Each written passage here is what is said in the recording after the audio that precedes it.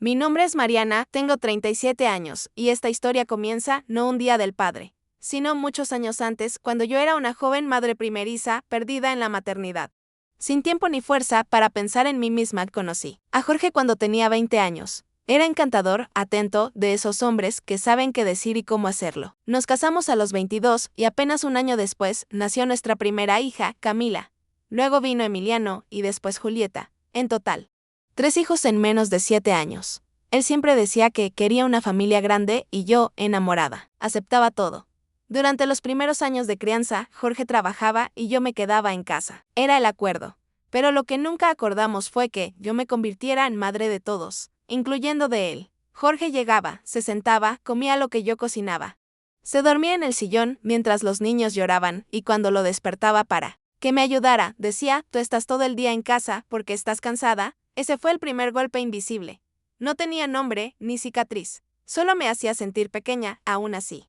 Cada día del padre, yo le hacía algo especial. Desayuno en la cama, dibujos con los niños, cartas con crayones, camisetas con las huellas de las manos de los pequeños, álbumes con fotos. Incluso le hice un video con todos diciendo cuánto lo amaban. Todo lo organizaba yo, claro, porque ellos eran pequeños, en cambio. El día de la madre. Si recibía una rosa del mercado, era mucho. A veces ni eso. Una vez me dijo, ¿para qué quieres regalos? Si no trabajas.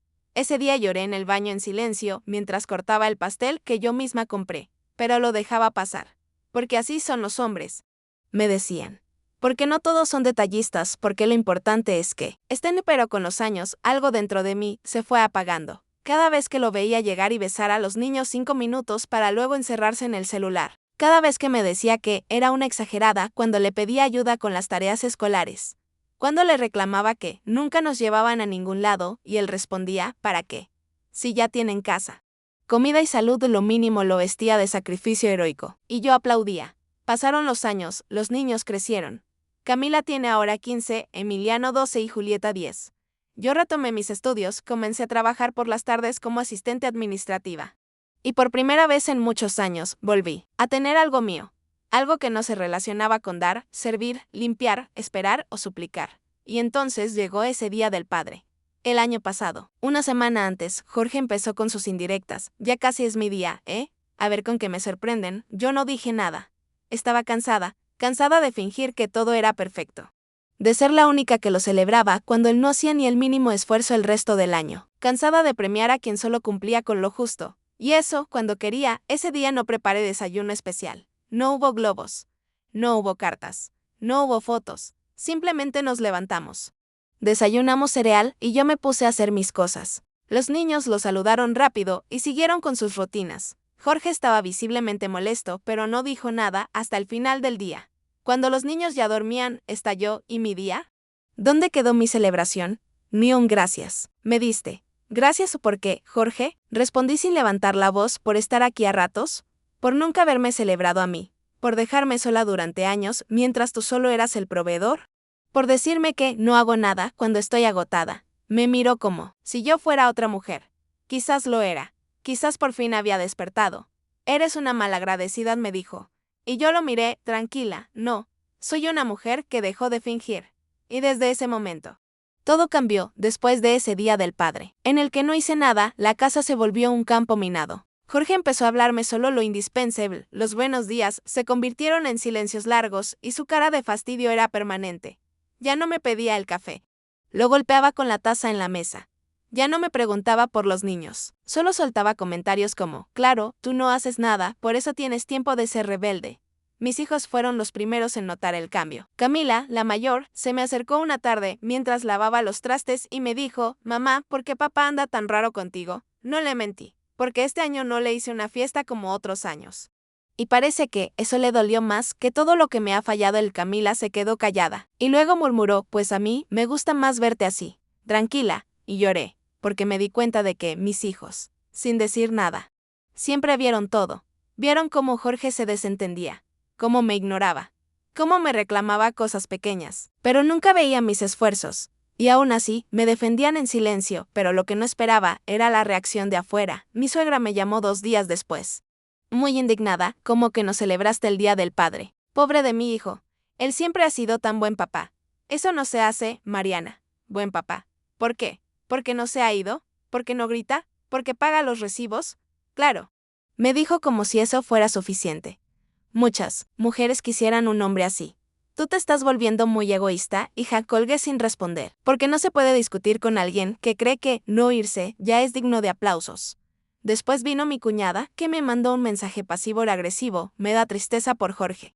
Tan buen hombre y ni un desayuno tuvo en su día. Y, las amigas de siempre, con esa sonrisa falsa, ¿estás bien, Mariana? Es que te notamos muy cambiada últimamente. Sí, estaba cambiada. Por fin, lo que nadie vio fue que, durante 15 años, yo sola cargué con la maternidad, con la casa, con las citas médicas, con las noches sin dormir, con los cumpleaños, con los disfraces escolares, con las tareas, con los berrinches. ¿Qué? Jorge sí estuvo presente, sí, pero a su manera, cómoda, ausente, sin involucrarse emocionalmente. Y ahora que yo no hice un gesto ese día, yo era la mala. Un domingo, mientras cenábamos, Jorge soltó el comentario más cruel de todos. Ya, entendí que no soy tan importante para esta familia. Qué bueno que, al menos tengo a mi mamá que sí me valora. Yo me atraganté con la sopa. Camila dejó la cuchara.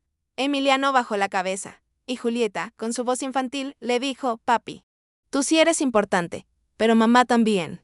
Y tú nunca le haces nada bonito cuando es su día. Silencio. Un silencio que dolió. Jorge no dijo nada, solo se levantó de la mesa y se encerró en la recámara, empezó a castigarnos con su presencia distante, ya no hablaba, ya no convivía. Se salía de la casa por horas. Llegaba tarde sin avisar. Yo sabía lo que intentaba, hacerme sentir culpable, pero esta vez no funcionó. Yo tenía claridad, tenía dignidad, y tenía a mis hijos que me abrazaban más ejido. Como si entendieran el dolor silencioso que arrastraba, empecé a ir a terapia. Me inscribí en un taller de inteligencia emocional, para mujeres. Hablé con una psicóloga que me dijo algo que jamás olvidaré: no eres mala por no premiar lo mínimo, eres valiente por romper un ciclo que te estaba apagando. Esa frase la guardé como un mentre. Un mes después, Jorge tuvo su revancha. Un viernes cualquiera. Me dejó una carta en la mesa: no sé en qué momento te volviste tan fría. No sé quién te convenció de que yo era el problema. Tal vez esto te dé tiempo para pensar. Se fue. Sin más, sin hablar con los niños, sin una despedida digna. ¿Y sabes qué?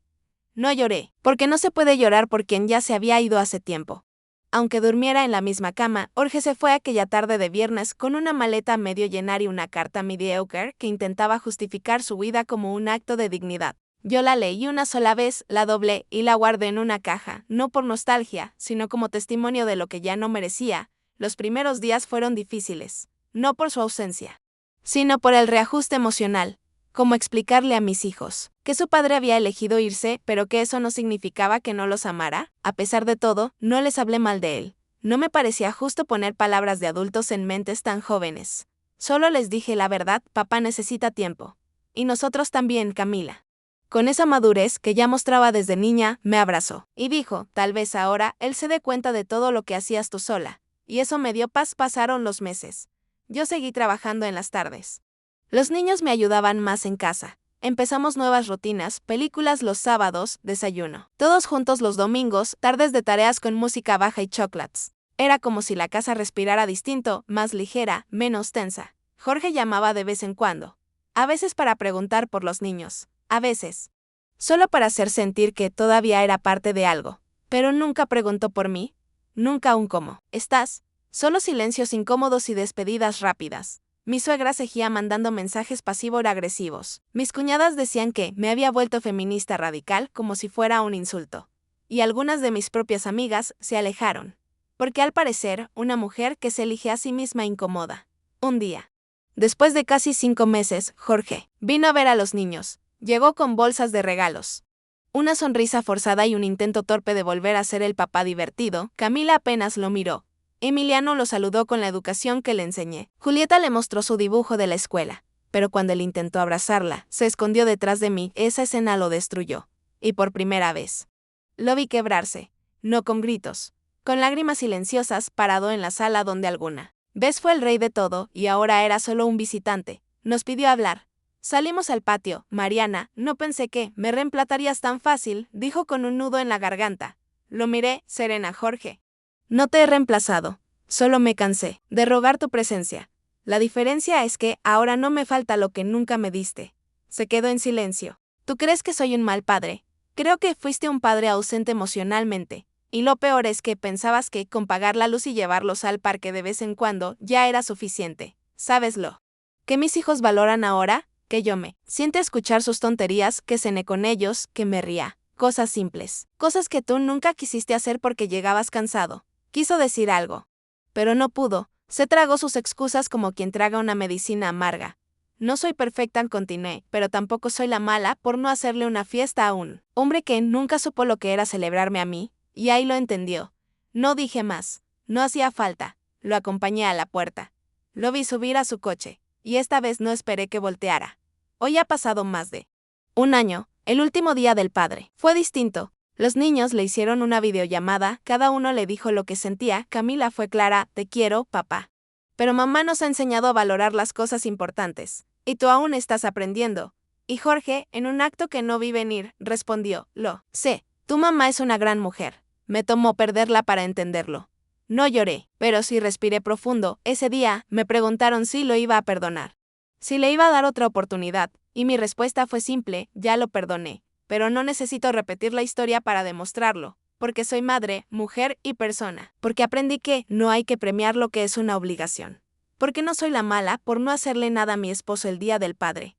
La mala sería si me sigo olvidando de mí misma.